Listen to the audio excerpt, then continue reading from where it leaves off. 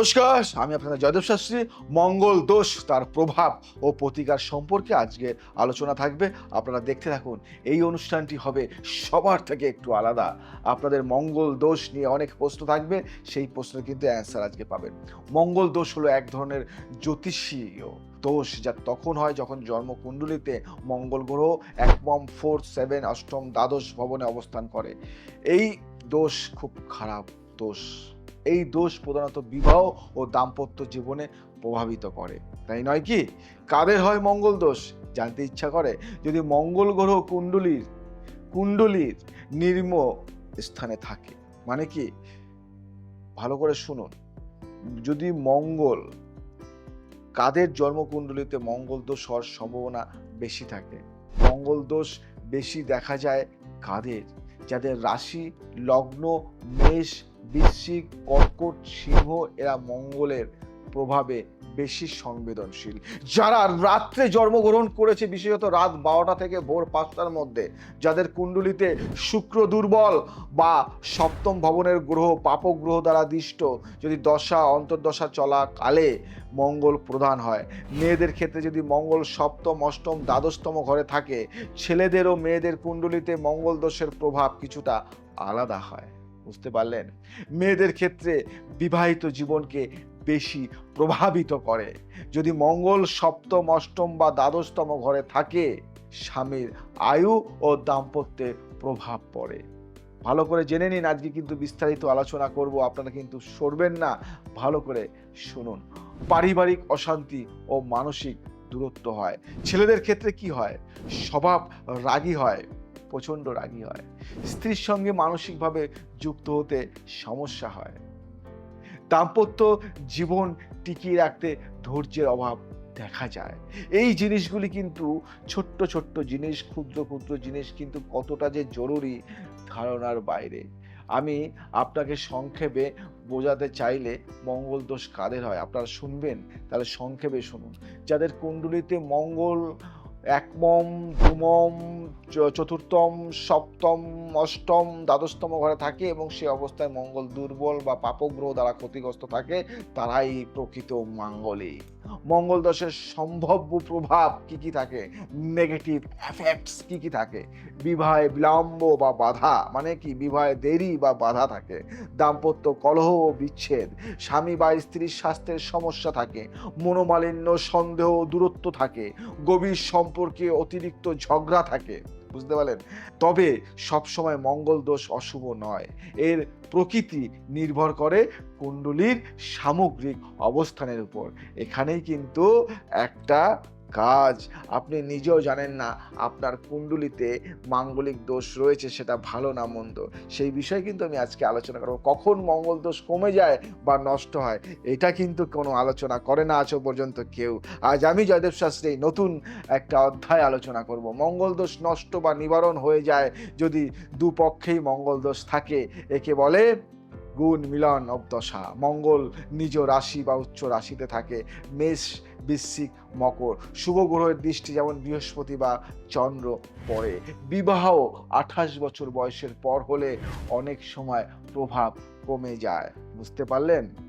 28 বছর পরে যদি আপনার বিয়ে হয়, তাহলে মঙ্গল দোষের প্রভাব অনেকটা কমে যায়। আমি মঙ্গল দোষের জন্য সহজে কিছু টোটকা বা রেমেডি আমি দেব, যেটা আপনারা প্রতিদিন অভ্যাস করতে পারেন। জয়দেব শাস্ত্রী এই টোটকাগুলি: প্রতি মঙ্গলবার রক্তদান বা মসুর ডাল দান করুন। শুনবেন? হনুমানজির পূজা করে হনুমান চালিসা পাঠ করুন। মঙ্গলের মন্ত্রটি 108 বার জপ করুন।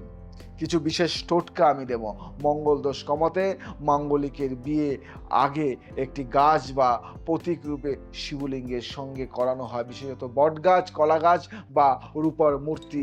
একে বলে কি বলে? একে বলে কুম্ভ বিবাহ, যেটা আমি করিয়ে থাকি আমার মন্দিরে, একান্ন কালীবাড়িতে। প্রতি মঙ্গলবার লাল বস্ত্র, যেমন লাল কাপড়, লাল ফুল দিয়ে পুজো করা শুভ। হনুমান মন্দিরে প্রদীপ জ্বালানো ও বাজন যন্ত্র দান করা উপকারী। কোনো হনুমান মন্দিরে কোনো বাজে যে যন্ত্র, সেই যন্ত্রগুলি মানে মিউজিক হয় সেই যন্ত্রগুলি দান করতে পারেন। পজিটিভ দিকে শুভ প্রভাব যদি মঙ্গল শক্তিশালী হয়। নেতৃত্বের গুণ, সাহস, কর্মকর্তা, পুলিশ, মিলিটারি, ক্রীড়া, প্রযুক্তি ক্ষেত্রে সাফল্য হয়। বুঝতে পারলেন? ব্যবসায়িক সাহস ও ঝুঁকি নেওয়ার ক্ষমতা বাড়িয়ে দেয়। এই জিনিসগুলি মনে রাখবেন। আজকে আমি যে জিনিসগুলি আপনাদেরকে দিলাম বা দিচ্ছি, সেগুলি কিন্তু অনেক অনেক অনেক কস্টলি।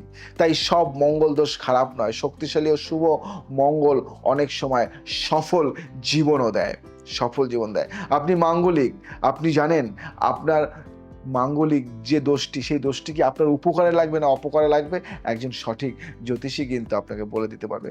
মঙ্গল দোষ থাকলেই সমস্যা হবে এমন নয়। কুণ্ডলীর সামগ্রিক বিশ্লেষণ ও গ্রহ দৃষ্টি বিবেচনায় সঠিক প্রতিকার নিলে জীবন সুন্দর ও স্থিতিশীল হয়ে পড়ে।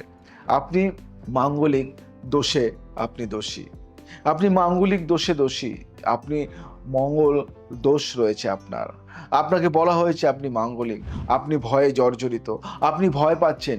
ভয় পাওয়ার কোনো কারণ নেই। আমি জয়দেব শাস্ত্রী মাঙ্গলিক দোষ খণ্ডন করিয়ে থাকি এবং আমি আগে বিচার করি আপনার যে মাঙ্গলিক আছে সেই মাঙ্গলিক দোষটা কি সত্যি সত্যি এমনিতেই খণ্ডন হয়ে গেছে কিনা, বা আপনার মাঙ্গলিক দোষের যে প্রভাবগুলি আছে সেই প্রভাবগুলি এখন আপনি পাবেন কিনা, আপনার মাঙ্গলিক দোষের প্রভাবে কি আপনার কি খারাপ হবে না ভালো হবে, আমি সমস্ত বিচার করি।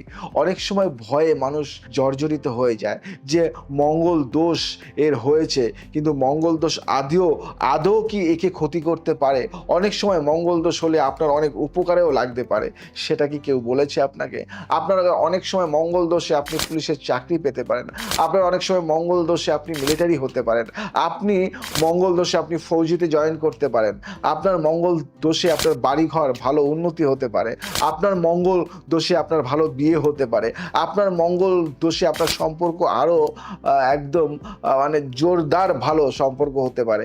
আপনি কি জানেন সবসময় কি মঙ্গল দোষ খারাপ হয় নাকি? সবসময় কি ভালো হয়?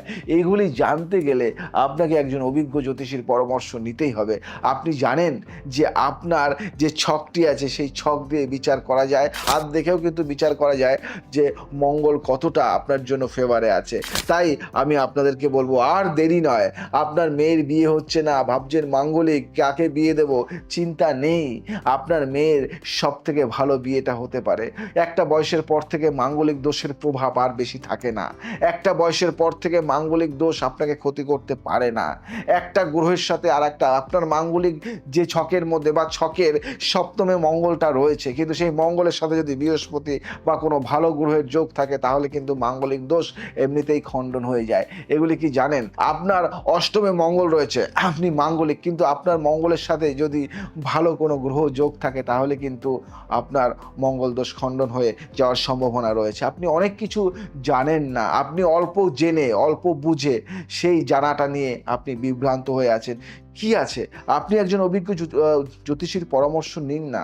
নিয়ে যদি আপনি ভালো থাকেন, কেন দেরি করছেন কেন? একটা দিন সময় কিন্তু চলে যায়, সেই সময়টা কিন্তু আর ফিরে আসে না। আজ এখন যে কাজটা এখন করবেন সেটা এখনই করে ফেলতে হবে। কালের অপেক্ষা করবেন না। কারো জীবনে যদি কাল আসে তাহলে ভাববেন আপনার জীবনের শেষ চলে আসছে। কাল কিন্তু আপনার জীবনে অন্ধকার নিয়ে আসবে। তাই কালের ভরসা না করে এখন এই সময় এই কাজটি করে ফেলুন। আমি বলবো মাঙ্গলিকের আর ভয় পাবেন না। আমি জয়দেব শাস্ত্রী সবার থেকে আলাদাভাবে বলে থাকি। তাই যদি আমার অনুষ্ঠান ভালো লেগে থাকে তাহলে আপনি শেয়ার করবেন, কমেন্ট করবেন, লাইক করবেন এবং ছড়িয়ে দেবেন ফ্রেন্ড সার্কেলের মধ্যে। আর যদি আপনি মনে করছেন যে আপনি মাঙ্গলিক, আপনি ভয়ে আছেন, তাহলে আর দেরি নয়, আমার যে নিয়ারেস্ট চেম্বার আপনার হবে সেই নিয়ারেস্ট চেম্বারে আপনি যোগাযোগ করুন। আমি আছি আপনাদের সাথে, ভালোভাবে আপনাকে একটা সঠিক দিশার আলো দেখাবো, একটা পথের আলো দেখাবো, একটা সঠিক গাইড আমি বানিয়ে দেবো আপনাকে। আপনার লাইফে সুন্দর একটা রাস্তা তৈরি করে দেব। যদি চান আমার হাত বাড়িয়ে দিলাম, আমি আমার হাত ধরুন এবং জীবনে সুখী থাকুন। জয় শ্রী ঠাকুর রামকৃষ্ণ, জয় শ্রী ঠাকুর রামকৃষ্ণ, জয় শ্রী ঠাকুর।